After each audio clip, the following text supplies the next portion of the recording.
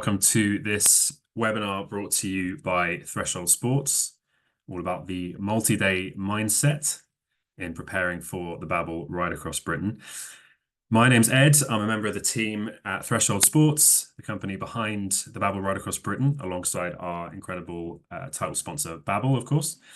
And today I am delighted to be joined by the very special Dr. Josie Perry, who is a performance psychologist specializing in working with athletes of all abilities, all shapes and sizes to master their mindset when it comes to taking on big challenges. How are you doing this evening, Josie? I'm all good, thank you. How are you doing? I'm doing great, thank you so much. Thank you so much for joining us. Do let us know in the chat where you're joining us from. I saw some people from all over, actually, from Qatar, I believe, from Northeast Scotland, Joe. So if you're doing Right Across Britain, you won't have too long a journey home. Iowa, USA, incredible. And do let us know if you are signed up to the Babble Ride Across Britain already, or if you are just waiting a few more days to make your decision. We do have a few places left. We are down to our final places. Simon's all signed up. Good to know. So just a little outline of the structure of today's chat. So we're gonna talk through the sort of psychological side of Babble Ride Across Britain from a couple of different angles. So first of all, we're going to cover where we are now in the months leading up to the ride, training and preparation, which of course is a massive piece and something that you guys, if you're signed up to the ride, will have been thinking about for quite some time now. Then we're going to talk about the ride itself and how to manage your mindset during the ride itself.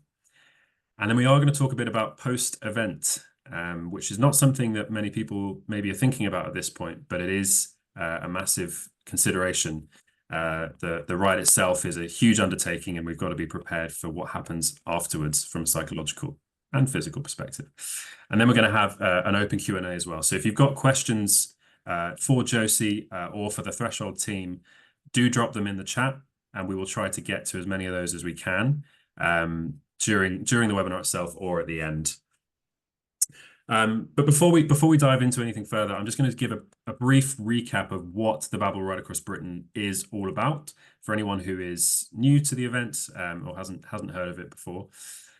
So it's essentially the biggest and the best way to experience the UK's original cycling adventure, Land's End to John O'Groats, the southwestern tip of Cornwall, all the way up to near Joe's house in northeastern Scotland.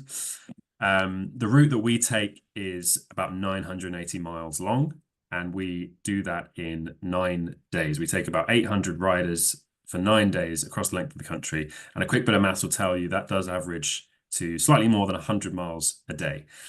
In the course of those 980 miles, we tick off some of the best cycling to be found, certainly anywhere in the UK and arguably anywhere in the world. A couple of places that we visit along the way: Bodmin Moor in Cornwall, Cheddar Gorge in Somerset, nipping through the Wye Valley on the England-Wales border, up and over Shap Fell in the outskirts of the Lake District, climbing the Lecht, which is often ranked as one of the hardest climbs in the world, Glen Shee, another difficult climb, through Cairngorms National Park, and then up the incredible and very remote Strathnaver Valley in the far northeast of Scotland.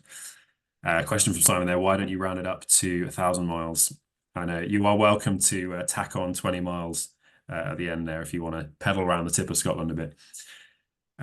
So it is a massive challenge, as those numbers certainly testify. But the good news about Babble Ride Across Britain is everything is taken care of for you. So all food, hot breakfasts, hot dinners, food on the route, pit stops, all covered. Base camp accommodation, or if you're part of the Plus package, hotel accommodation every night. Fully signposted navigation, which is a massive piece, especially when you've been on the bike for a few days, as well as en route medical, mechanical support, including spare bikes. If something goes wrong with your bike and we need a few hours to fix it, you don't have to wait. We will give you a spare bike and a broom wagon to help you out if today is not your day. So everything is provided. All you have to do is focus on the ride, but that doesn't mean that it's easy, and it is still a huge mental challenge, which is why we're so delighted to be welcoming Dr. Josie today to talk about this mindset aspect of taking on Babble Ride Across Britain. Josie, I've sort of blathered on for long enough. Could you just tell us a little bit about who you are, what you do, and sort of how you ended up doing the work that you do? Yep, so I'm a chartered sport and exercise psychologist. So most of my work is one-to-one with mainly athletes who are trying to achieve something amazing, um, but also lots of people in other sectors. So doctors trying to pass exams, people setting up businesses, teachers, anybody that's trying to reach their potential and often finding there's some kind of barrier in the way. One of the biggest barriers I tend to see is kind of performance anxiety about doing that big scary thing, which I imagine some of the people on this chat tonight might be feeling when you've signed up and you're all super excited, and hearing you talk about it like that, I'm a bit like, oh, that sounds good. Don't let me sign up. But you can feel that excitement, and then suddenly there's the hitting of like, whoa, that's a lot of training to do, and that could be hard. And you start to get that, oh, can I do this? Am I good enough? So I spend most of my time working with people on those elements. I've worked with a couple of riders trying to set new world records for doing Land's End to John O'Groats. So I think they have to do it in about 2.5 days or something crazy. Yeah. But that brings in lots of the elements that we might be talking about. How do you keep on going when every part of your body is screaming, I don't want to do this anymore? And I also work often with a team doing RAM, so the Ride Across America, which is about 11 days, I think they have to do it. And to be fair, the biggest issues you have with something like that accrue.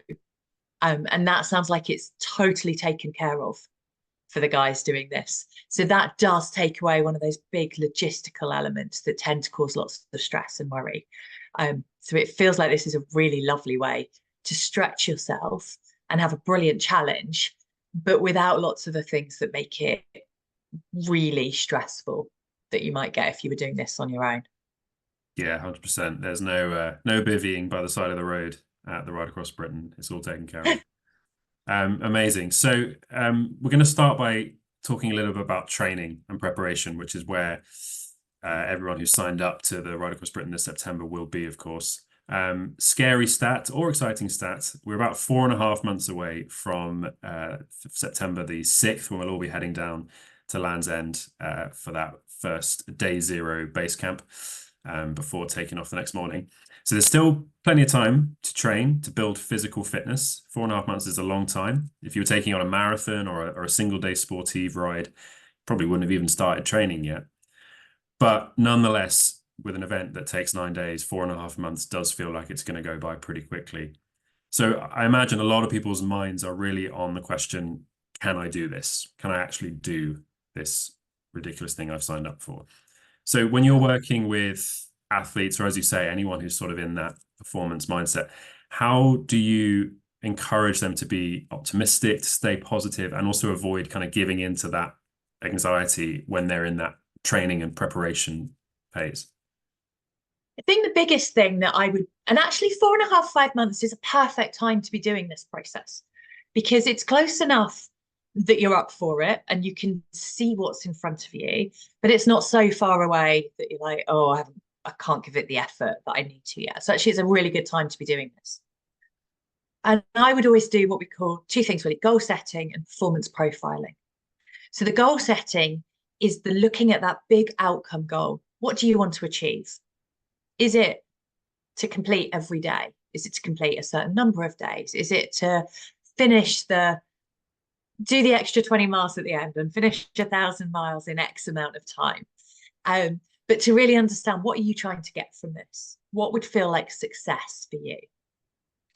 And then to do the performance profiling. So you're looking theoretically at someone who has achieved the thing I would like to achieve. What is going on for them? And this might be something you do alongside a coach, if you have a coach, or using training plans.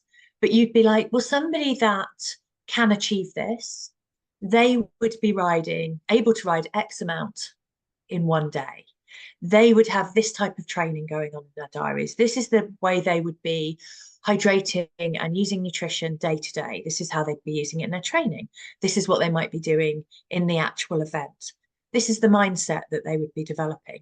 And you're really trying to pull apart probably 20 or 30 different things that someone who has achieved the thing you're looking to achieve would be doing.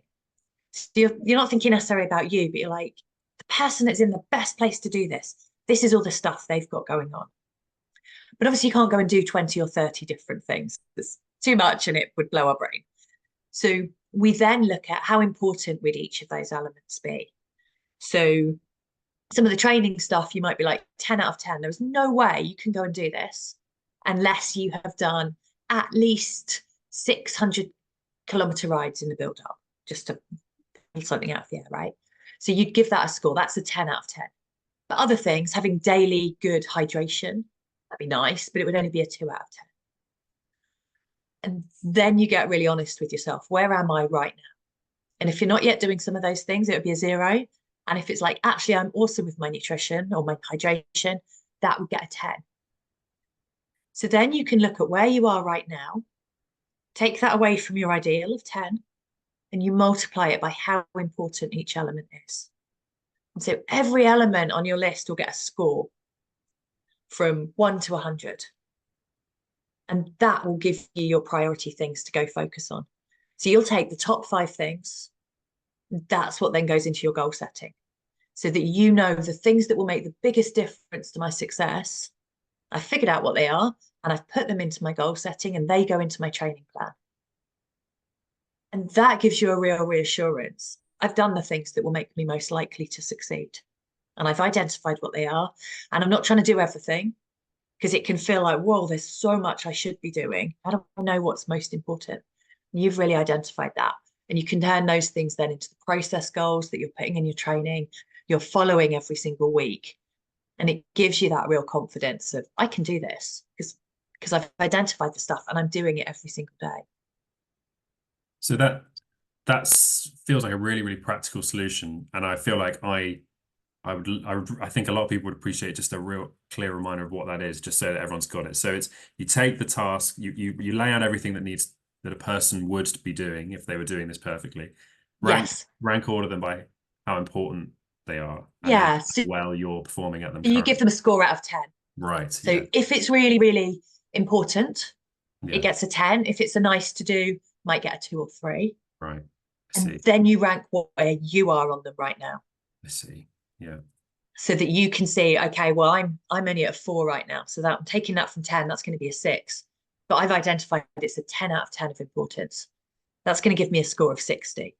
Right. And it might be that you've got really high scores for everything because you're not currently doing anything. And a lot of stuff seems very important, but it still gives you that prioritization of, I need to take these things and this is what I'm going to go and work on.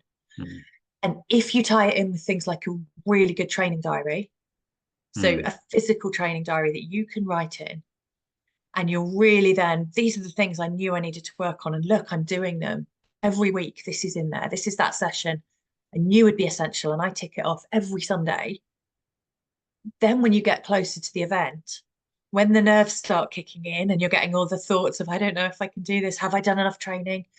Fred, who's doing it, seems to have done far more training than me because his Strava's through the roof or whatever. You are able to look back through your diary and go, no, I identified this is what I needed to do. And I'm doing it all.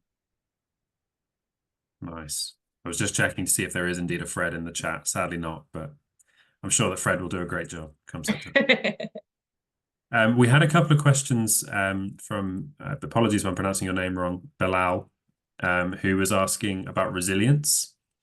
Obviously, it's a massively important factor when you're taking on any endurance challenge, let alone one that lasts for 9 days. So are there practices people can be putting in place now to help them sort of foster and develop resilience? Yeah, I think it's a great question, and it's a great thing to be focusing on early because you can proactively build it. And for something like Ride Across Britain, it's really helpful, it sounds awful, to do some stuff that's really boring. So I'll give you an example. I was out in Lanzarote last week training, And I was at Club Santa and I was doing a track session. And Sophie Power, one of the Threshold ambassadors, was out there. And I was doing a TRX session and there was Sophie running around the track. And then I did a track session and Sophie was still running around the track. And then I went to get coffee and I came back and Sophie was still running around the track. And I bumped into her later and I was like, how many laps did you do? She said, I did 120. It was 4 hours. And I was like, why? She was like, because the stuff I'm training for, you need that resilience. You need to know you can be bored and that you won't listen to that little voice in your head that tells you to stop. Or if that little voice in your head tells you to stop, you have practiced not ignoring it, but you've practiced sitting alongside it and being able to change the conversation with it. And being able to do the difficult thing anyway, even though most of your body is going, I don't want to do this anymore. This is a stupid thing to do. And it's giving you every excuse or way of self-sabotaging. So purposely sometimes, and she said very clearly, it probably wasn't the best session physically.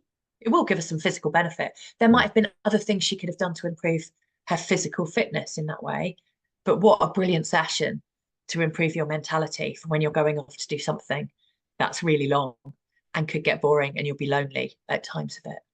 So anything like that where you purposely go out. Similarly, I know waking up on a Sunday morning, knowing you've got a 4-hour ride to do and it's pouring with rain. You could go, right, I'll sit on the turbo and I'll do it all indoors. But if it's not too bad, it could be a really good opportunity to go and practice riding in rubbish weather and to try out certain kit to see how good that can be for you. And just purposely build up that resilience of I'm doing difficult things. That's really interesting, that connection between boredom and resilience, because I'm not sure where I read it, but I read that sort of boredom is a mild form of disgust, and that essentially disgust is a powerful negative emotion. So there's a sense in which you might think boredom is a kind of slightly, well, boring emotion, but actually if you can learn to tolerate it, it will help you in tolerating sort of slightly more obviously difficult emotions like discomfort and and from looking through what you've got going on each stage and what you're going to see, it looked amazing, right? We promise you'll never be bored on Babble Ride Across Britain. So there will be amazing things to look forward to, but there will also be some difficult moments. Something I work on a lot with multi-day and really long distance athletes is really starting to learn their circadian rhythm. So we all have our 90-minute circadian rhythm, and within each 90 minutes, we will have a peak and a trough. So you'll have your dip, and then 45 minutes later, you'll feel amazing. And the longer you are riding for, the more dips you're going to have. And it can be very easy in a dip to think, oh, I've put the wrong legs on this morning. I'm too heavy. I haven't recovered enough. I can't do this. I'm going to get left behind. Yeah, I should stop. I should get in the broom wagon. Actually, 15 minutes later, you'll probably feel fine again. So things like knowing we're going to have dips, knowing whilst there is some brilliant stuff to look forward to, there will be some much tougher moments trying to get to them because you're out there for a long time each day. There's going to be some of those setbacks, but to really plan for things of, yeah, there's going to be difficult moments and accept that that's part of it. You'll feel so much smugger at the end when you finish the whole thing if it wasn't all nice and easy. And you know you've had to go through those tough moments to get there. So it's almost like embracing the difficult things in both training and then in the ride itself, so that you can see how you've grown through doing it. That's segues rather lovely, beautifully into the other question that I've got, which is from Joanna, which is around acceptance. She says, how do I learn to accept where I am now in my training journey rather than being so impatient to get to where I want to be? I think that's a really insightful question from Joanna. Lovely one. Something we often use alongside the goal setting and the performance profiling. It's called a skills sheet. And it works differently in different sports, because in some sports you might have more skill, like gymnastics. I think you've got 900 and something different skills you could do.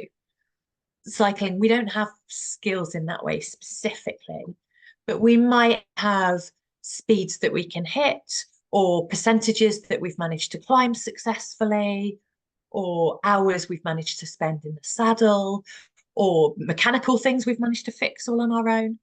And I love the idea of thinking about 10 skills or abilities or talents or achievements that you would like to have by the time you get to September 6th, and feel like you've absolutely mastered those things. So I remember when I started out riding, it felt like a massive achievement to be able to take a hand off the handlebar and get my drinks bottle and be able to drink whilst moving. That would have been one of those things that was like a starter for 10 tick off. Oh, I feel a bit more like a real cyclist now. And then it was getting kind of clipless pedals and all of that other stuff. And to be able to have 10 things down one side of a piece of paper of like, these are skills or abilities or something Apologies. that I am able to do. And next to each of those elements, we want 10 little boxes. And every time you achieve one of those boxes, one of those things, you write the date in it. So your goal by September the 6th is to have 100 dates on your sheet of paper that gives you a massive amount of evidence of like, all these things that I wanted to achieve, they're here, I've done them. And so if you get a bit frustrated of like, oh, I want to be better now and I haven't yet done all of this, you can start to see where you are and you start to see your piece of paper filling with dates. And so you see the progress that you're making. And that gives you that positive feeling. That's really interesting. Yeah, there's so much like practical elements here to getting the mindset right. You feel like it's very intangible. It's actually quite tactile. I've got one more question on training, which I feel like a lot of people in the chat maybe can relate to. Jonathan says, any tips for questioning my life choices in signing up to the ride in the last few weeks before the ride? So Jonathan's anticipating that come sort of late August, he's going to be thinking, what have I done? Particularly, he says, I'm struggling at the moment around the 75 to 80 mile mark. So that immediate sort of crunch time, a few more weeks to go, not really going to get much more physical fitness. Any tips for just navigating that panic? One, I think most people have that panic of why did I sign up for this? But actually, that is also the answer. It's the why did you sign up for it? And to be really, really clear on that. So whether it's part of a bigger purpose that you feel you have in life, whether it's part of the values that you think are important, but really understanding why is very helpful in the build-up, and it's very helpful during the event itself, because there will be bad days. There will be maybe saddle sores. There might be days where it feels like you've put the wrong legs on. And having some way of remembering that why is so, so important. Sometimes people will, I remember someone telling me when they were doing their first marathon that they stuck the picture of the medal that they were going to get at the end next to their bed. So every morning when they woke up and they're like, why am I getting up to do yet another run? They had that thing and it was all about that medal. Another lovely story I heard from the marathon was a woman who was fundraising for a domestic violence charity, and she'd been into the refuge to meet lots of the women she was fundraising for. And she literally wrote 26 names down her arm of the women in the refuge. Every time she went under another mile marker, she could look and see mile 10 was Vivian. And it was like, right, I am doing this for her. So if you're doing this to kind of fundraise in any way, then that makes it actually quite easy to remember your why. You are raising money for people that will really need it and will really benefit from it. If it's a personal endeavor, then what is it teaching you? What are you going to learn from it? How does it add to your life?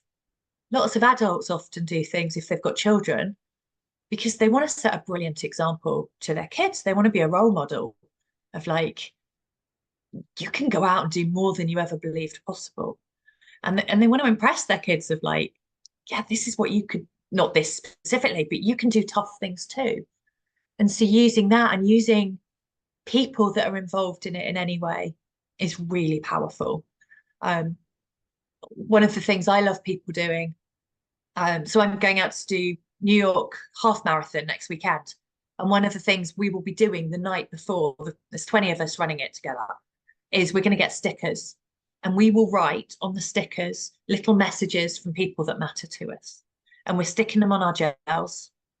And then as you go around, when it gets hard, you've got something that physically reminds you that somebody matters to you and that you're in somebody's thoughts.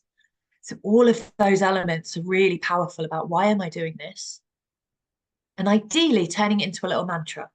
So I often do things because I want my daughter to know, if you sign up for something, you stick with it. You do not quit halfway through because it got tricky or hurt, or you didn't think you could do it. It matters to me that I pass that on to her. So for me, a little mantra: make her proud, make her proud. And every time in the build up to something, when my brain's going, no, you could pull out if you wanted. You don't have to do this. This is too hard. I've got that repeating around my brain. And so whatever matters to you for why you're doing this, turning that into your motivational mantra is brilliant in the build up. And actually, you've got long hours on the bike too. So you want lots of messages to play with in your head when you're on the bike. Stick it on your handlebar, stick it on a drinks bottle. Anything like that's really helpful.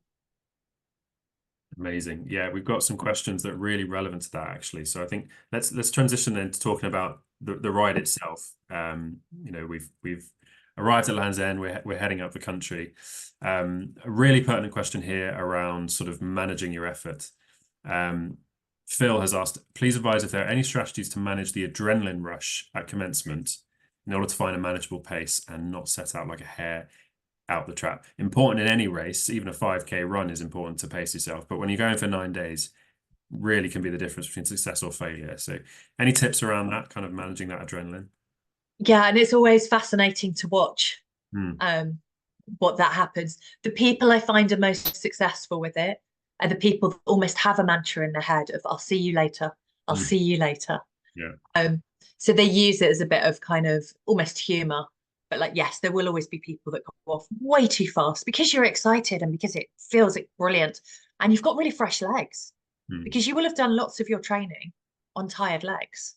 And then you have a taper. And then suddenly you're like, whoa, I feel great. And the first couple of hours will be great. And then you start to regret it. And you definitely regret it as you go on. So I think having a plan for each day is really important.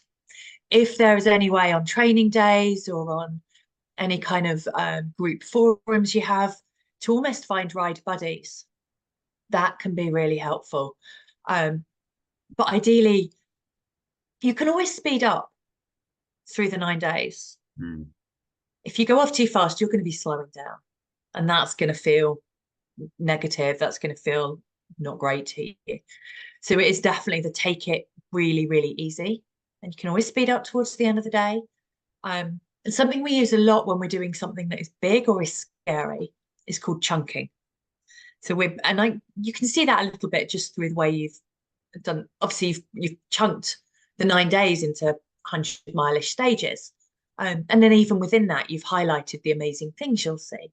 So you've got some kind of very natural elements in there of like, well, I'm going to go X kilometre per hour on average, or power to this point, and then I'll see how I'm feeling. Or I might do it to this. Do you really chunk everything down and you have a little plan? And you can always be like, right, the last 25 miles of the day, I'm up for hammering it. But I will always start more cautiously because you'll enjoy it so much more. Then it's much nicer to get faster than to spend the day getting slower. I saw an interview with an ultra runner who said he'd never done a race where he felt like he started too slow. And I think that that's definitely the case with RAB. Yes. You mentioned the forum. Do if you're not already, do check out our Facebook forum, which I can ask Clemmy, who's in the chat, to drop a link to that in the chat for everyone. That is where you'll be able to find tips and tricks and potentially buddy up with people along the way. And if you've got a forum like that, I can send over a skill sheet, a goal setting plan, and the performance profiling how-tos so that people can pull them straight off there. Yeah, and we'll pop those in the wrap-up email as well when we share the recording. Just an interesting comment from Caroline in the chat, who was responding to another question, but I think it's relevant. She said the ritual when you get into camp each night will help. There's a queue, the chat for the showers, the food, the yoga tent, charging up your pieces, everything. That kind of process might help to sort of slow the mind a little bit, especially after the first 2 or 3 days, and you fall into that rhythm, which from our experience, it does sort of get easier rather than get harder. Although obviously day 6, 7, the fatigue does start to build. There's a question here around,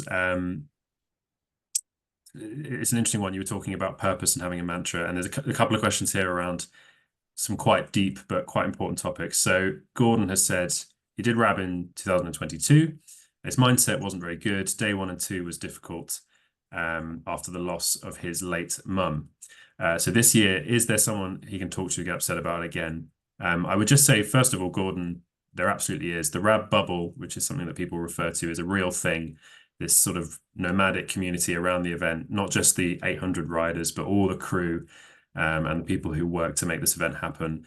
They really do come together. It's not just, get back to camp, get in your tent, go to sleep. There's an amazing community around the event. So if there are people, if you do feel like you need to talk to someone during the ride, whether that's a fellow rider or of course one of the crew, just do reach out. But to the nub of your question really around dealing with those emotions, a lot of people are doing the Babble Ride Across Britain for important reasons. Michael said he's a year post radical prostate cancer surgery, which is an incredible thing to come back from and do the event. And he's asking about sort of managing his training in that. How people dealing with these difficult things on the ride, how important would you say community is when it comes to taking on this thing? Because that's quite a unique aspect of Babble Ride Across Britain, is that you're not doing it on your own. You're doing it in this incredible, huge community of 800 riders. So any tips around sort of leaning on that, leaning into that, and making the most of that kind of resource that you have available to you? Totally. There is a theory of motivation called self-determination theory that says we get the best out of ourselves when we are intrinsically motivated to do something. So not that we're doing it for a medal at the end of it or the prestige of being able to say, I've ridden across Britain, as cool as that is. We get the best out of ourselves when we are doing something, usually for the feeling of what it's like, and just the love of being in that kind of world. And there are 3 pillars that really give us intrinsic motivation. So there's autonomy. So signing up for this because you genuinely want to, not because anyone strong-armed you into it or feeling like you have to. It's something that's like, there's something that's lit inside of you of like, oh God, I'd really love to do that. So imagine that's there for everybody anyway. Then there is competency. And that's what things like goal setting and skill sheets and following a really good training plan give you, because they help you feel like, I can do this. I've got the physical skills to do it. But I think the biggest one is belonging. So when I wrote a book on the 10 pillars of success, the first chapter, first pillar was belonging, because it just has to be there, because it's so, so crucial to getting the best out of ourselves. And it's not fitting in. We don't want people having to mask who they are and feel like, oh, I just have to be quiet and get my head down and get into it and fit into a box that somebody's expecting to see. It's truly belonging and being accepted for who you are and the quirks you have and the stories you have and how you are with other people.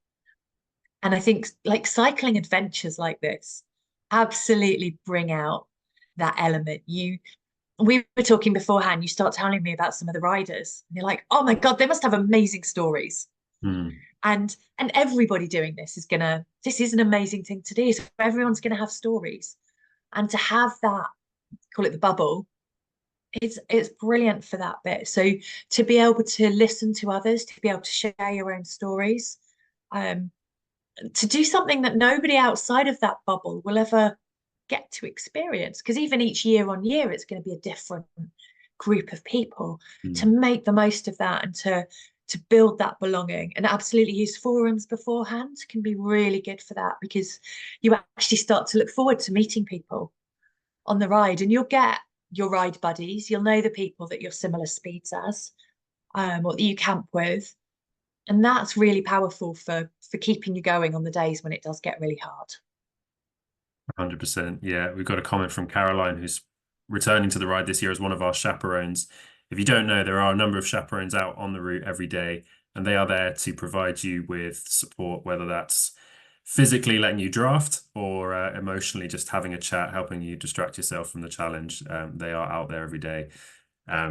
She mentions the golden jersey. So if you've ridden RAB, if you're riding your third RAB, you get a golden jersey, which will indicate that you're doing it. And we are super excited. I was just checking to see if he's in the chat. He's unfortunately not, but we do have a participant returning this year for his 10th ride across Britain, which is absolutely phenomenal. So we'll make sure he's celebrated on the route. But yeah, these stories, they happen every year, and they really are what make the ride what it is. So thank you to Caroline for joining us again this year. Some slightly more practical questions. This is Britain after all. Alan has asked how to mentally cope with bad weather. That's absolutely right. It is something that we do have to deal with. It does happen. Any tips around that? Obviously, there's physical things that you need to take care of there when it comes to staying safe in bad weather. Yeah, I would always over prepare. You can always take stuff off. And actually, when I've seen kind of jog attempts not succeed, or other really, really big events that people have trained really, really hard for, and something goes wrong, it's often something really small, like running out of batteries on a head torch that you need. It's small things that can actually kind of make it go wrong. So really well preparing, kit lists, and over kitting yourself up is really good. Preparing in the rain and the weather. So if you wake up and the weather's rubbish, instead of thinking, I'll get on the turbo, think, what a brilliant opportunity to practice being out for 5 hours in the rain, which feels surreal, but it's like and you can almost have that on your skill sheet. Every type of weather you want to prepare for. I need to sign off that I have cycled in a tiny bit of snow and lots of rain, and you've really built it up that way, so you're ticked off. And I think, being British, we should probably just use our humour. And actually humour can get us through a lot of difficult moments. So being able to be like, British weather, but all being in it together and making the jokes about it and bringing each other up. That's part of you want a whole group of people there that are all the radiators of yeah, it's the British weather, what we expect you, at least we can swim, rather than kind of the people that are really, really down and grumbly. And the more people you have that are bringing everybody up and laughing about it and accepting that, yeah, this is what we signed up for, that definitely makes it easier. Yeah, absolutely.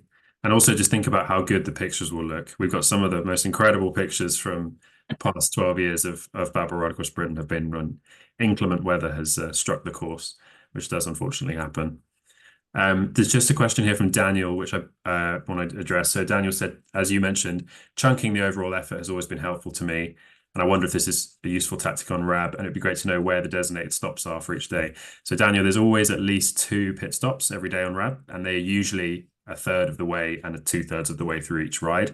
The first of those is a kind of grab and go sort of snack-based pit stop, although there is seating and things. And the second is more of a kind of lunch stop. And then on some of the longer days or the more difficult days, there are 3. There's a third pit stop as well, sort of a safety point. But yeah, hopefully that also helps chunk it down, because then you've just got to think, okay, 30 miles, 20 miles to the next one, whatever it is, helps you get through it. And within that, you're obviously looking forward to the pit stop or what's at the end of that chunk. But sometimes it can be really helpful to have a goal for that chunk too. So it might be, my goal for the first chunk is to really get good nutrition in from the start, or to find somebody who rides at about the same speed as me and have a really nice chat. Yeah. But if you have goals for those bits, you get the dopamine buzz, not just of achieving that bit, but of achieving that goal for that bit as well. And that really helps keep your motivation up throughout the day. Yeah, absolutely. Okay, so let's move on then to a subject that may not be on people's minds at the moment, but as I say, I think it's really important, which is post-event blues, the post-event kind of come down.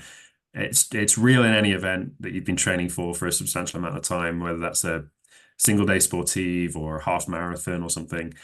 But for an event like Ride Across Britain, where you're out there for 9 days, kind of 11 days really, with the travel to and from, and it's something that you've been preparing for in some instances, we've had, people signed up 2 years ago to this. or even longer if they've deferred. Uh, how important is it to be prepared for that kind of post-race moment or post-ride moment when the event's over, it's all packed up, everyone's gone home, and the memories are starting to gloss over, and we're met with the reality of back to life, as it were, back to normal life? It's a huge issue. So actually, a lot of the research that's being done about these kind of post-event blues is even done with Olympians. Mm. So you think you've won an Olympic gold medal, it's like you should be on top of the world. Actually, they can still struggle with depressive, anxious feelings afterwards because you've had this date in your diary for a really long time. And the bigger the event and the longer the event, the bigger that date is. And we tend not to plan for afterwards because everything has been focused on the training for that. And all our conversations have been focused. And if you chat to somebody at work that knows you're doing it, be, oh, how's the training going? And then you're off. Oh yeah, you're off for your ride. It's huge. And then suddenly it's done. And you're not the center of attention in your little world anymore. And you haven't got the next goal. And it can feel really disconcerting and a bit kind of lost at sea of like, oh, I hadn't planned for this. Tends to be about 3 days after an event, it really kicks us. And we just start to get those kind of those feelings of blues from it. So there's a number of things we try to do. One is have something in a couple of weeks around it afterwards that you're going to look forward to. Not another ride or a race, but something that genuinely still excites you, but allows you to get the recovery that you're going to need after doing that. So sometimes people will book holidays, sometimes people will book in a theatre show or a gig, but something that they still get some adrenaline and excited about. I would also say, unless you're doing this as a couple, you've probably had to neglect other special people in your life in the build up to it. And you've certainly left them at home for 11 days. But there will be people that you might have really lent upon for support whilst doing it, or you've had to not be the person you always wanted to be for them because it was, I can't go to this because I've got a 6-hour ride on Sunday. And so actually, I would say to really prioritize them and something that matters to them in the aftermath is really important as well, so that you can give something back to them, whether it's going to watch a sporting thing that they do or taking them out somewhere or finding a way to show that appreciation. That can be really helpful. And I'd also find a way to celebrate, because I imagine a lot of people doing this kind of riding are probably quite perfectionistic and quite driven and determined, because it's a big thing to do. It's a big challenge. And to do that, you need a lot of personality traits where you're really, really pushing yourself. And whilst those personality traits will make you very good at what you do and you will finish, however, whatever it takes to get there, it also means you sometimes beat yourself up along the way. And there's a lot of shoulds. So, oh, I should have done that, or I could have done this differently. And it can be very much. I remember somebody saying they'd won an Olympic gold medal on like the Saturday, and by Monday they were training again. And it's like, well, where was the celebration?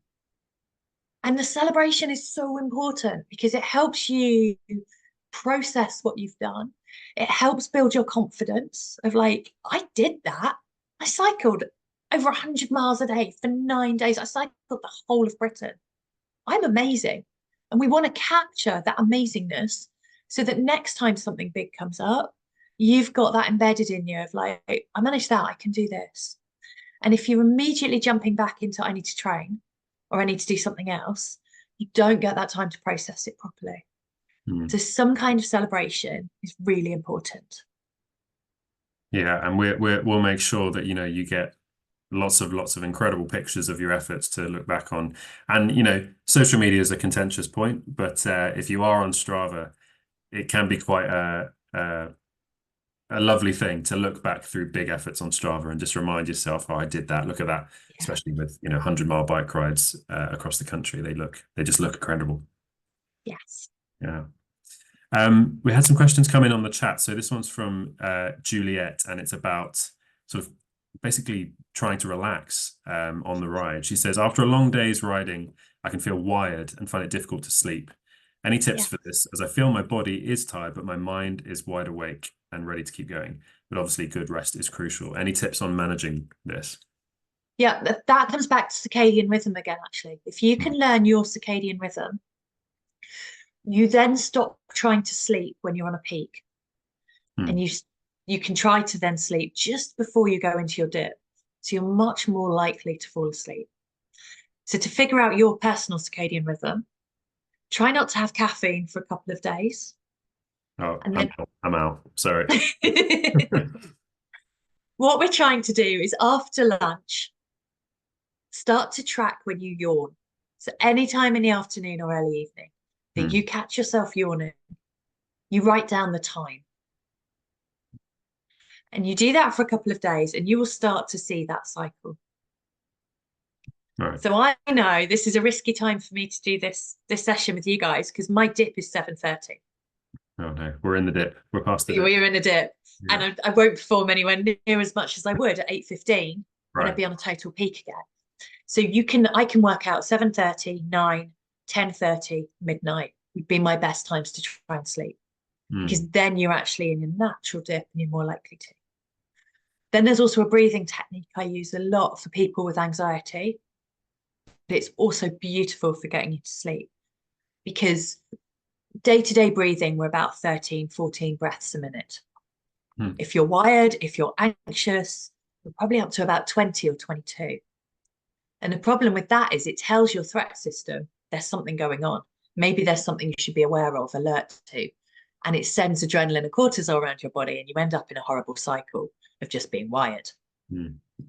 So the breathing technique we use is called colourful breathing. And it gets us down to 6 breaths a minute. Wow. So not only does it then slow our brain down from thinking we're wired, but it actually helps trick our brain into thinking we're nearly asleep. So you pick your 2 favourite colours and you breathe in the first colour through your nose for 4 counts, hold, and then you breathe out the second colour through your mouth for 6. And you just repeat that with 1 colour in for 4 through your nose, the other colour out through your mouth for 6. And because you're focused on colours and imagining them, your brain forgets to worry about all the stuff that's going to happen tomorrow or all the things you feel like you should be focusing on. Your brain is just focused on the colours. So it takes our brain away from worrying about the future and it pulls us back into the moment and it starts to trick your brain into thinking it's falling asleep. So practice it beforehand. But it's a really, really nice, and it's really good if you've got a big, I know you've got your first 100-mile ride coming up on a Sunday and you're lying in bed on a Saturday night and you can feel your tummy started to, I don't know if I can do this. What excuses can I give myself? It's a really nice technique to try then as well. I feel like this is going to be the most zen rab of ever. We're going to be walking through the tents and just hear some beautiful deep breathing. I had a question here from Bianca around the difficult middle stages when fatigue sets in. Obviously, there's kind of a meta middle because there's the middle of each day, but then there's the sort of days 4 and 5, which are often the most difficult. Not actually physically the most taxing. They're actually kind of the easiest, but psychologically you're kind of stuck in that middle of the ride. So any tips for navigating that, which is often the most difficult patch of any event? Yeah, treats. Really thinking about what do you love? What feels like a treat for you? What do you enjoy? And how are you going to squeeze some of that into that day? So it's like rewarding yourself of, I don't know, if a Mars bar is your favorite chocolate bar, have one in your bag for the end of that day. If you've planned a phone call with somebody, so you could FaceTime them you've put the FaceTime in for 4 o'clock in that afternoon. Right, have to get there because I want to be able to FaceTime my son or my husband or something. So planning for it, accepting that, 4, 5, and 6, mentally, I imagine, would be the hardest. Kind of 7 and 8, you're like, I'm on the way there. 9 will be a brilliant day because you're done. And 4, 5, and 6 might be when any niggles start to sneak in as well, because it's very rare we will have done that much riding back to back. So bribe yourself and be really honest. This is my bribe for this day. this is what I want to be looking forward to. And even silly ones like a cool shot on the top of, you talking about going up Shat, Yeah. which is for some reason, when you do kind of Le Jog records, that always feels like a really crucial point for people. And so it feels like quite a momentous, I've got to the top of Shat, right, we're going for it. And so things like that, of like taking brilliant pictures, or something that you do there that really feels momentous. So picking something out each day, so that it's like, oh, that was the Shat day, or that was when I FaceTimed from the top of that mountain. That helps bribe yourself. Nice. We are running out of time here, so I just want to get a couple more questions in. If you've got any to ask Dr. Josie, do drop them in the chat. We had one from Richard who asked, any advice for people taking on endurance challenges solo? I guess the first thing I'd just quickly say is that obviously as I've said, on Babble Ride Across Britain, you're never solo. The bubble is permanent. But there may be stretches of the ride where you're on your own. And even if you're riding with other people who you don't know, if you've come to the event on your own and you're not particularly social, it may feel a bit isolating. So any tips for navigating that kind of isolation and solo trip? So if I'm preparing an athlete for like, I know, Trans-America or something, and they might well end up on their own for days at a time, we will pre-prepare thoughts and things they're going to work through in their head. So we might have some distraction techniques, but we will also have whole conversations of like, today I want to think about this. And they might be memories that you would want to think through, but often they might be subjects that just interest you, or things you want to learn or practice. Foreign languages are amazing for that one. I've known a lot of athletes will count backwards in other languages, and that makes time go by, but it also means they've got something to focus on, and then focusing on what's around you. So one of the things I find is tricky with things like Strava and all our watches and data is that we constantly look too much at a computer and we judge how well we are riding by what our power watts are or what time we do something in. And I think one of the beauties about Ride Across Britain, you get to go and see an entire country and to really be able to see, well, how much can I learn? What can I notice? What can I compare? When I retire, I want to move to X, which is going to be the greatest part of the country to look out for. I've seen someone's just put in the chat, look out for birds of prey.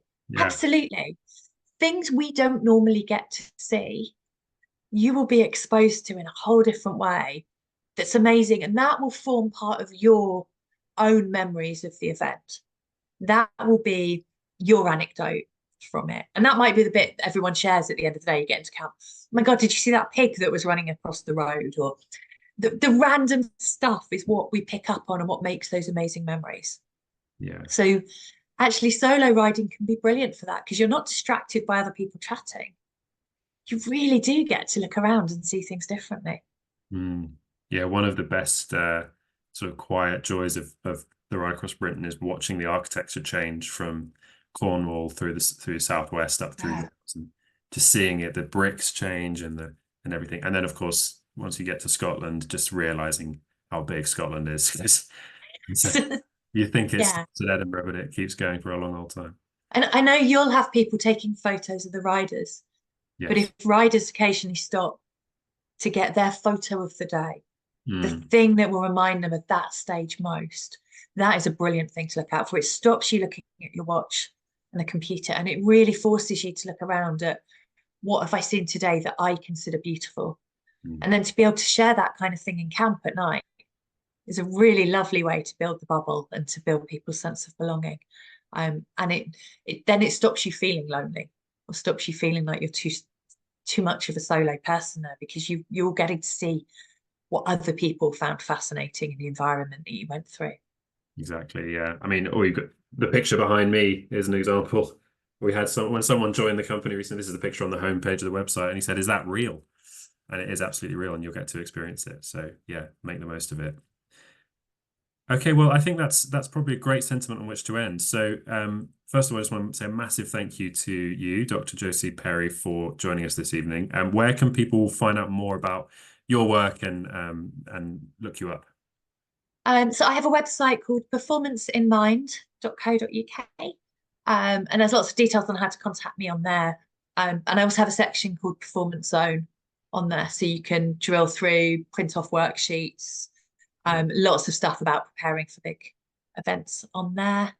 And then if you want more kind of very technical advice on some of the mental skills to use, I have two relevant books. One's called Performing Under Pressure, which is more of a coach kind of driven.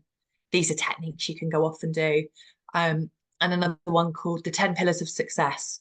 And that uses 10 amazing people. Most of them are athletes.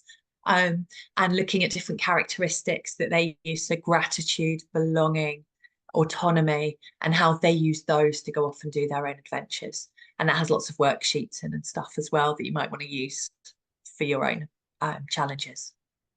Awesome. Well, we'll make sure we share links to those places as well in the wrap-up email as well. Okay, well, thanks so much, everyone. Really appreciate you all coming along and spending your evening with us, and look forward to seeing you at the next one. And if not before then, I will see you in September. And Thanks so much, have everyone. brilliant riding, everyone. All the best. Thank you.